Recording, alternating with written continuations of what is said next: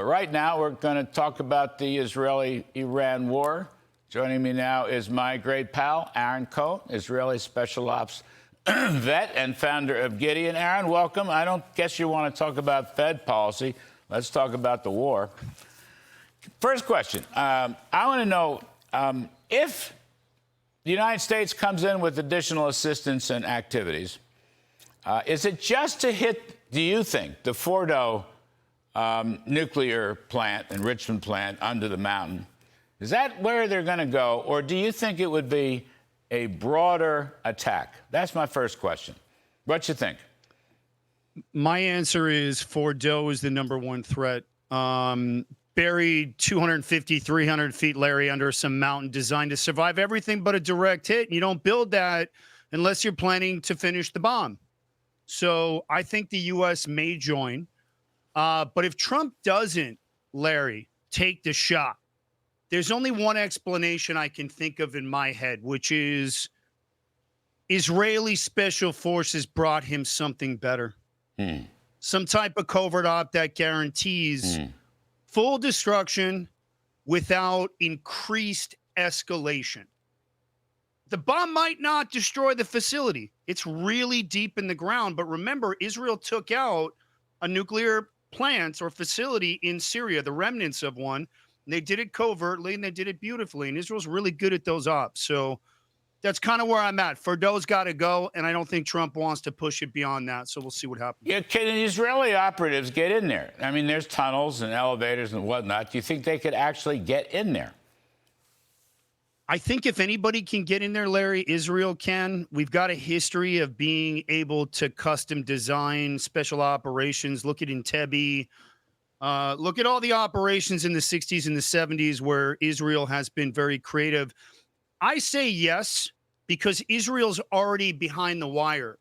They were already able to set up a drone base covertly in some suburb outside of Tehran. They were able to smuggle trucks carrying missiles to be able to launch them at the Iranians. So the Mossad has been behind the wire, and that puts them inside Iran's head. So psychologically, Israel's got tremendous pressure inside of Iran, Larry, which I believe is already causing dissent. So I think Israel's already calculating some type of regime collapse in the big play.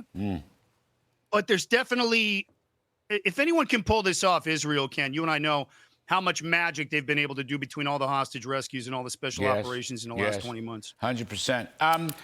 Aaron, what about, has Israel crippled the Natanz nuclear operation? Have they crippled it? I'm not sure if it's completely destroyed. I know they just hit Iraq, which is a big one. And the IDF just put out some video showing what that operation looked like digitally. But these operations, Larry, are continuously ongoing. So if they haven't crippled Natanz yet, it's just a question of days. I don't think this thing is going to last forever, but Israel's on the offense right now because there's missiles coming into Israel. So we just don't have the time to wait. So the best minds on the ground right now are figuring out exactly how to get 30 more generals into a room, take that room out, and how to continue keeping the forward pressure on the Iranians.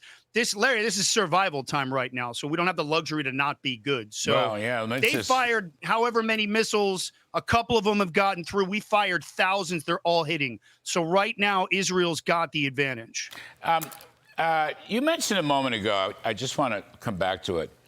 The Israeli actions damaging Iran and presumably the mullahs and Khamenei and so forth. You mentioned dissent. Is dissent growing?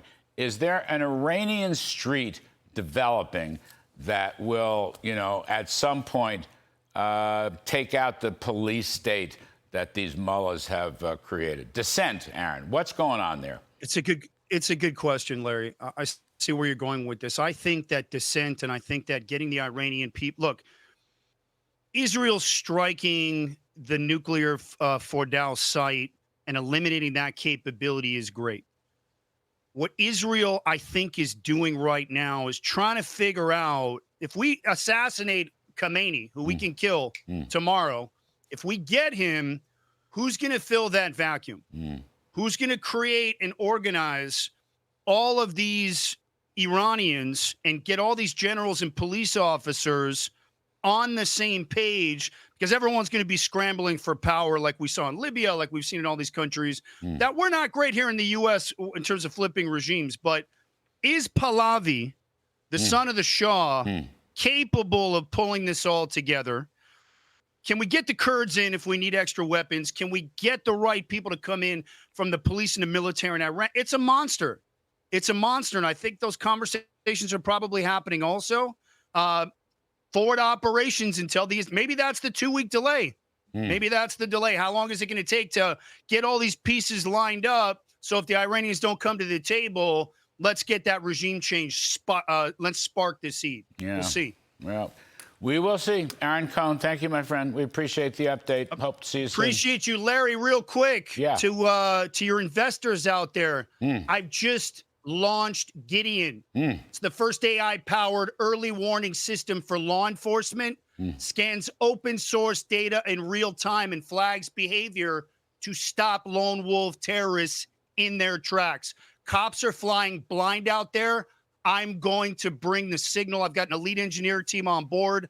I'm about to open my seed round. So if any of your viewers out there are mission driven, reach out to me and let's stop the next one together. So, Aaron, come on the radio this weekend. We can talk more about that. I'm booking you on the radio this weekend. All right, buddy.